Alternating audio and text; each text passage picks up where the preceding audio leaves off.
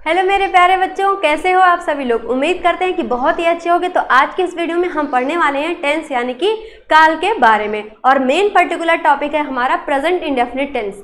लेकिन उसको पढ़ने से पहले टेंस के बेसिक को तो जान लेना तो बनता है ना, कि टेंस किसे कहते हैं, कितने टाइप के होते हैं, अलग अलग जो 12 टेंस हैं उनके नाम क्या है। ये सभी जानने के बाद हम पढ़ेंगे प्रेजेंट इंडेफिनिट टेंस के बारे में। ठीक है, तो देखो ये जो टेंस होता है उसे हम कहते हैं हिंदी में काल। क्या कहते हैं हिंदी में? काल। ये जो टेंस शब्द है ना, वो टेम्पस से लिया गया था। किससे? वो टेम्पस शब्द से लिया गया है, जिसका मीन्स होता है समय। ठीक है, ये जो समय यानी कि काल होता है, ये 3 टाइप में होता है। जैसे कि एक वर्तमान काल, यानी कि जो वर्तमान में अभी चल रहा है, जैसे कि आप वीडियो देख रहे हो तो ये वर्तमान काल है। वो एक होता है भूतकाल, जैसे कि आप वीडियो देख चुके हो तो ये हो गया भूतकाल। आप वीडियो जब बोर्ड एग्जाम आने वाला रहेगा तब आप वीडियो देखोगे, मुझे पता है, तो ये क्या है? भविष्यकाल। ठीक है, मतलब कि वर्तमान में जो चल रहा है वो वर्तमान काल, जो बीत चुका वो भविष्यकाल, जो आने वाला है वो है जो बीत चुका वो भूतकाल, जो आने वाला है वो क्या है? भविष्यकाल। ठीक है, तो ये होते हैं टेंस माने कि काल। ठीक है, और इनको इंग्लिश में हम कहते हैं प्रेजेंट। वर्तमान काल को क्या कहा जाता है? प्रेजेंट टेंस, है ना। भूतकाल को क्या कहते हैं? बताओ। Past tense. क्या कहते हैं भाई? Past tense. और भविष्य को फ्यूचर। तुम्हारा फ्यूचर अगली बार बोर्ड एग्जाम में डिसाइड होगा, है ना।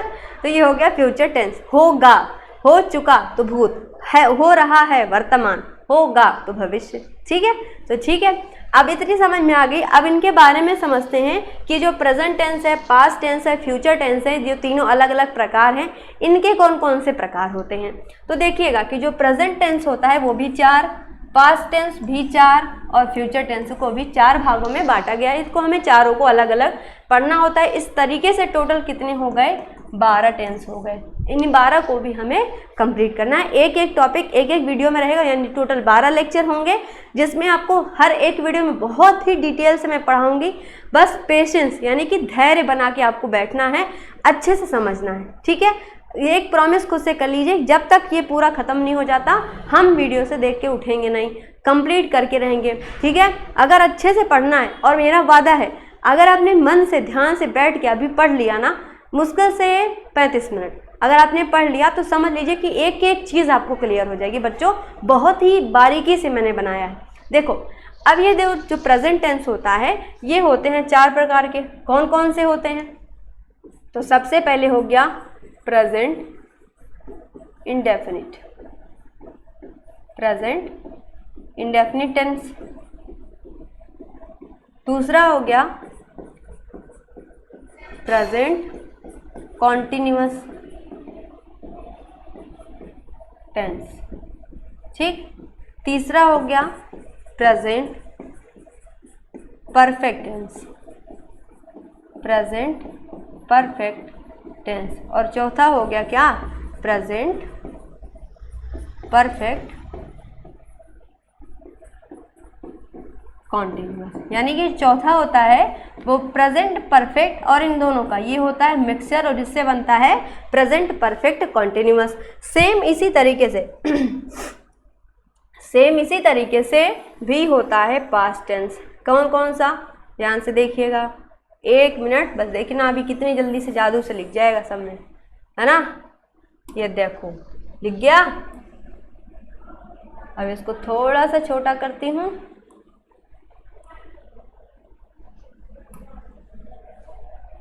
और ये रहा।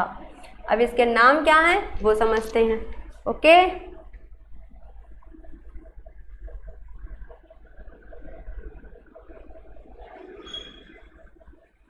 ये हो गए प्रेजेंट इंडेफिनिट के 4 पार्ट्स। अब आता है पास्ट, है ना, मतलब प्रेजेंट टेंस के 4 पार्ट। अब आता है पास्ट टेंस और आता है फ्यूचर टेंस। ठीक है, पास्ट और फ्यूचर। ये बात समझ में आई कि कॉन्टिन्यूअस कैसे बना है ना। तो ये हो गया past indefinite tense, past continuous tense, past perfect और पास्ट परफेक्ट कॉन्टिन्यूअस। सेम इसी तरीके से फ्यूचर में भी होता है, future indefinite, future continuous, future perfect और फ्यूचर परफेक्ट कॉन्टिन्यूअस टेंस। ठीक है, तो टोटल हो गए 12। अब एक एक करके हमें सभी के बारे में पढ़ना है। तो आज पढ़ते हैं प्रेजेंट इंडेफिनिट टेंस के बारे में। क्या पढ़ेंगे? प्रेजेंट इंडेफिनिट टेंस होता क्या है। तो इसकी पहचान लिखिएगा कि जो पहचान होती है वो क्या होती है। पहचान में वर्ड्स, जो सेंटेंस होता है ना, उसके लास्ट में ता है, ती है, ते हैं इत्यादि शब्द आते हैं। ये हो गई पहचान। ठीक, अब जो है सिंगुलर सब्जेक्ट, उसके साथ आता है क्या। अभी सिंगुलर सब्जेक्ट क्या है अभी बताते हैं। तो सिंगुलर सब्जेक्ट होगा, उसके साथ वर्ब की फर्स्ट फॉर्म जो होगी वो उसके साथ में लगेगा SAIS। लेकिन ये कब लगेगा? जब जो सेंटेंस होगा वो कैसा होगा? सकारात्मक, यानी कि अफर्मेटिव। यानी कि अफर्मेटिव सेंटेंस में क्या लगेगा? सिंगुलर सब्जेक्ट के साथ में SAIS लगेगा। वर्ब की फर्स्ट फॉर्म में सिंगुलर के साथ में SAIS लगेगा। लेकिन जो प्लूरल सब्जेक्ट होगा, ये सब रूल्स हैं, इसको लिख लीजिएगा। प्लूरल सब्जेक्ट है उसमें केवल और आता है वर्ब की फर्स्ट फॉर्म में वर्ब की फर्स्ट फॉर्म, और SAIS का यहाँ पर यूज़ नहीं किया जाता। और ये सेंटेंस जैसे कि वर्ब की फर्स्ट फॉर्म, और देखो वर्ब की जो जैसे सिंगुलर सब्जेक्ट है वर्ब की फर्स्ट फॉर्म में SAIS लगा रहे हैं, तो ये केवल और केवल अफर्मेटिव में ही लगेगा। अगर निगेटिव सेंटेंस आ गया तो उसमें नहीं लगेगा, केवल और केवल अफर्मेटिव में लगेगा। ठीक है, सिंगुलर सब्जेक्ट क्या होते हैं और प्लूरल सब्जेक्ट क्या होते हैं। तो सिंगुलर समझिएगा क्या होता है और प्लूरल। ठीक, सिंगुलर सब्जेक्ट जैसे कि ही, शी, इट, कोई भी नाम हो गया किसी का, कोई प्रोफेशन जैसे कि डॉक्टर, टीचर, मदर, कोई रेस्पेक्टिव जैसे कि शब्द हो गया मदर, फादर, ब्रदर, ये सभी होते हैं सिंगुलर। ठीक है, जैसे कि पक्षी, तो ये सभी हो गया सिंगुलर। लेकिन पक्षियाँ, चिड़िया, भाइयों, तो ये सब प्लूरल हो गया, है ना। और प्लूरल सब्जेक्ट क्या हो गया? दे, वी, यू, आई। अब इसके साथ हो गया ये प्लूरल सब्जेक्ट। अब जब निगेटिव सेंटेंस चलेगा तो सिंगुलर सब्जेक्ट के साथ में क्या आएगा? Does not. क्या आएगा? Does not. और अगर जो है प्लूरल सब्जेक्ट है, निगेटिव सेंटेंस है, तो वहाँ पे निगेटिव सेंटेंस बनाओगे तो आएगा डू नॉट। ठीक है, अब देखो ये प्रेजेंट इंडेफिनिट टेंस को भी जो सेंटेंस बनाने का तरीका है वो 4 तरीके हैं। कौन कौन से हैं? 1 मिनट दिखाते हैं आपको। तो सबसे पहला आता है अफर्मेटिव। अफर्मेटिव पहला। दूसरा आता है निगेटिव सेंटेंस। तीसरा आता है इंटेरोगेटिव।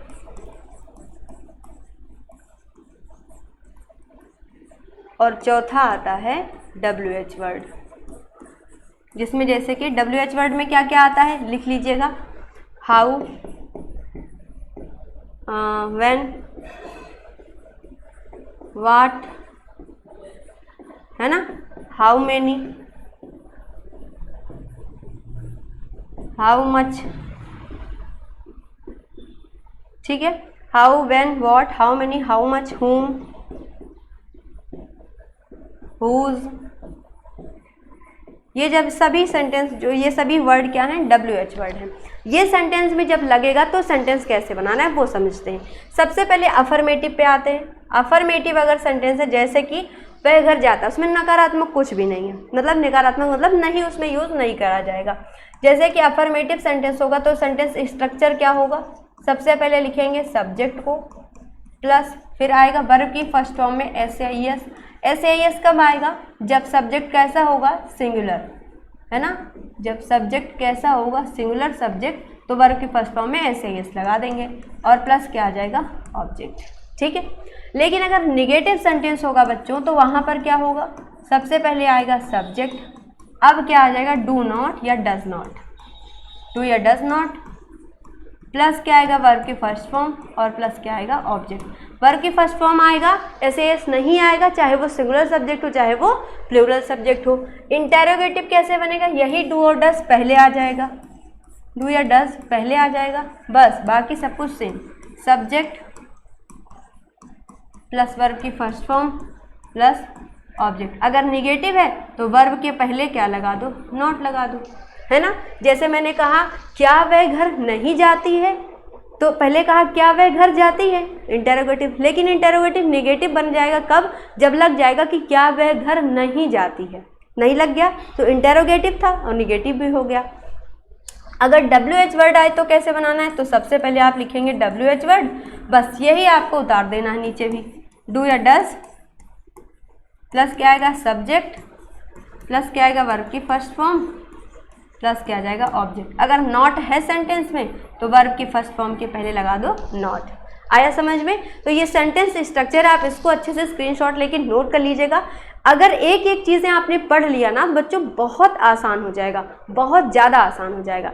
अब चलिए समझते हैं अफर्मेटिव सेंटेंस जो है वो कौन कौन से हैं, कैसे इनको रूल्स है, कैसे इन्हें बनाना है। अफर्मेटिव सेंटेंस, ठीक है, इनको कैसे बनाना है। तो जैसे मैंने लिखा वह आम खाता है, क्या लिखा, वह आम खाता है, तो क्या इसका कैसे बनेगा सेंटेंस बताइए, बन जाएगा ही ईट्स मैंगो। ईट्स क्यों आया यहाँ पे, तो सबसे पहले ही क्यों, क्योंकि ये क्या है सब्जेक्ट है, सभी को पता है। ये क्या है वर्ब है, वर्ब की कौन सी form, first form, first form में क्या लगाया ES लगा दिया, SAES, तो ES यहाँ पे आएगा, ईट के साथ में S लगता है। क्यों आया, क्योंकि ये सब जो सब्जेक्ट था वो कैसा था, वो सिंगुलर सब्जेक्ट था। कैसा सब्जेक्ट, सिंगुलर। अगर प्लूरल होता तो क्या लगाते, अभी बताते हैं, और ये हो गया ऑब्जेक्ट। अगर प्लूरल सब्जेक्ट होता जैसे वे आम खाते हैं, वे आम खाते हैं, तो कैसे बनाएंगे इसका, ध्यान से देखिएगा। तो आ जाएगा दे, वे के साथ क्या आता है दे, तो दे ईट मैंगो। अब यहाँ पे ईट्स नहीं आएगा, क्यों, क्योंकि सब्जेक्ट कैसा है प्लूरल है, और हमें पता है कि अगर सब्जेक्ट प्लूरल है तो वर्ब की फर्स्ट फॉर्म के साथ में S या ES का यूज़ नहीं किया जाता है। बोलो स्वाहा, आई समझ में? ठीक है, तो अगर ये सब्जेक्ट प्लूरल है तो इसके साथ वर्ब की फर्स्ट फॉर्म में SES नहीं आएगा, लेकिन अगर सिंगुलर सब्जेक्ट है तो वर्ब की फर्स्ट फॉर्म के साथ ES या ES आएगा। नहीं लगाओगे तो आपका सेंटेंस गलत हो जाएगा भाई, ठीक है। तो ये हो गया सिंगुलर सब्जेक्ट, जैसे मतलब अफर्मेटिव अगर बनाना है तो कैसे बनाना है, ठीक है। अब अगर मैंने कहा कि हम आ जाते हैं निगेटिव सेंटेंस पे, तो निगेटिव सेंटेंस कैसे बनेगा, अभी होमवर्क भी देंगे आपको, है ना, क्योंकि होमवर्क से आपको क्लियर होता है कोई भी चीज़। निगेटिव सेंटेंस का स्ट्रक्चर क्या था, सबसे पहले सब्जेक्ट प्लस डू या डज नॉट प्लस क्या लगाएंगे वर्ब के फर्स्ट फॉर्म और प्लस क्या आ जाएगा ऑब्जेक्ट। जैसे कि पिछला सेंटेंस क्या लिखा था, ध्यान से देखिएगा, मैंने लिखा कि वह आम खाता है। अब इसी को निगेटिव बना देते हैं, क्या लिखा मैंने, वह आम नहीं खाता है, वह आम नहीं खाता है।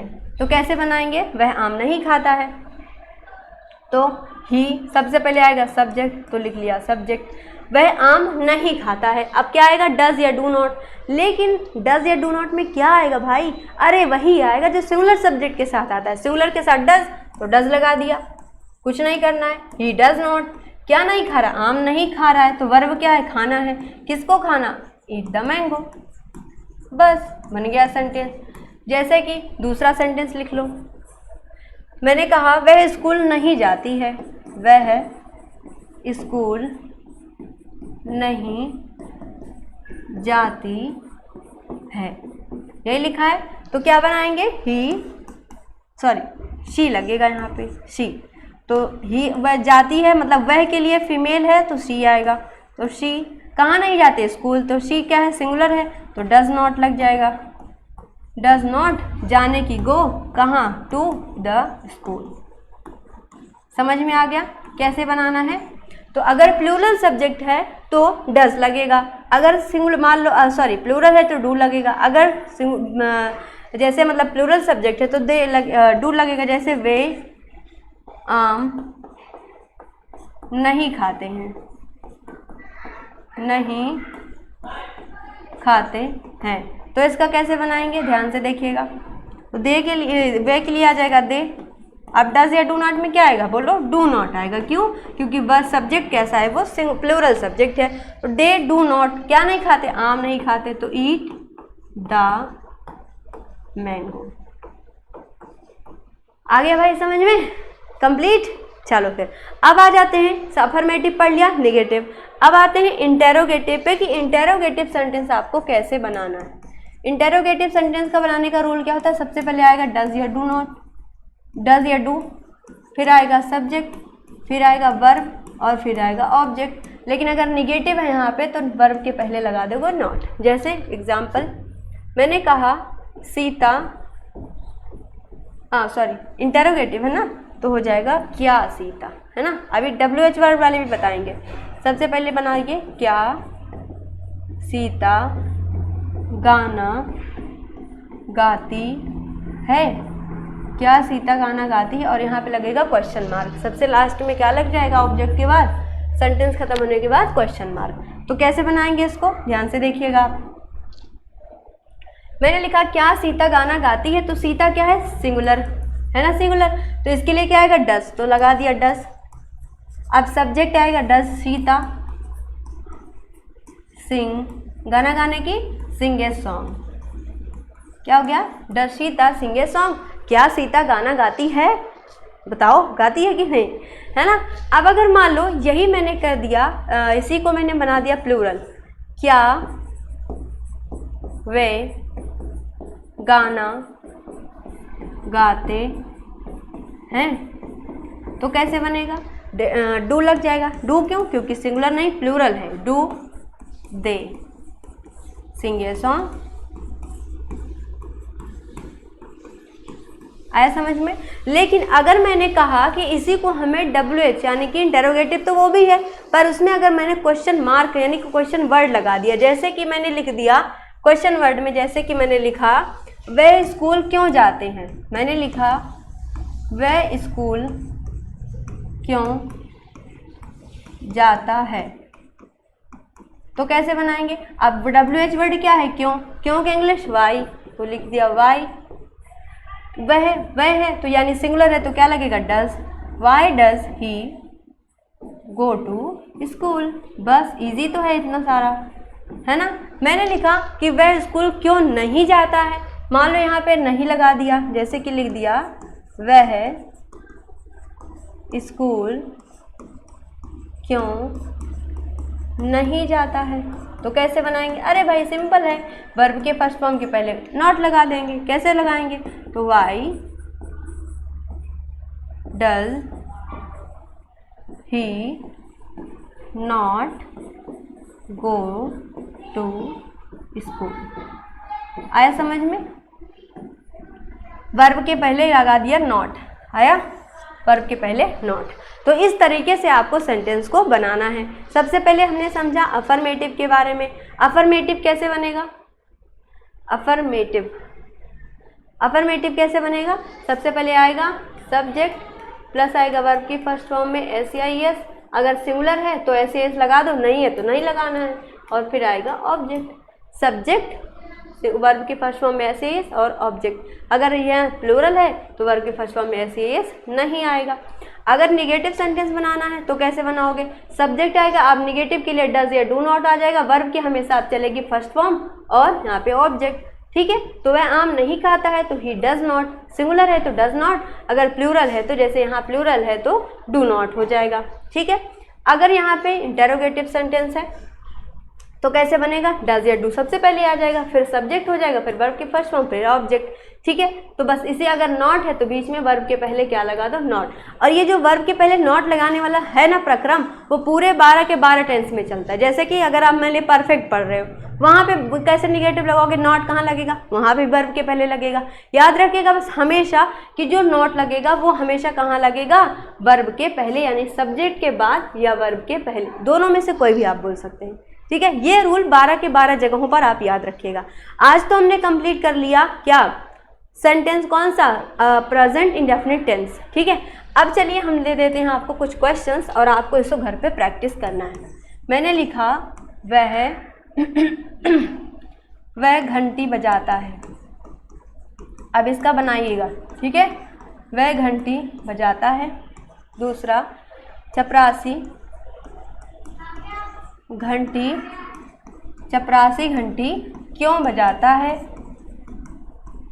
5 सेंटेंस देंगे आपको, इसी को बनाना है। बजाता है, वह स्कूल क्यों नहीं जाती है, या वह स्कूल कब जाती है। अगला, हम आम खाते हैं।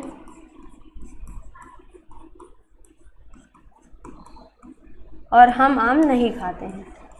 हम आम नहीं खाते हैं। ठीक है, बस आपको इसी 5 सेंटेंस को इसका ट्रांसलेट करना है।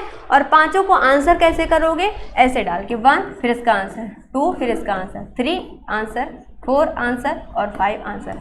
सभी के आंसर्स मैं देखूंगी, जिसके अच्छे होंगे उस पर देखिएगा, हार्ट जरूर मिल जाएगा। ठीक है, अच्छा लगे तो वीडियो को शेयर करिएगा और चैनल को सब्सक्राइब। मिलते हैं अगले वीडियो में, जिसमें हम पढ़ेंगे प्रेजेंट कंटिन्यूअस टेंस के बारे में। Thank you and best of luck.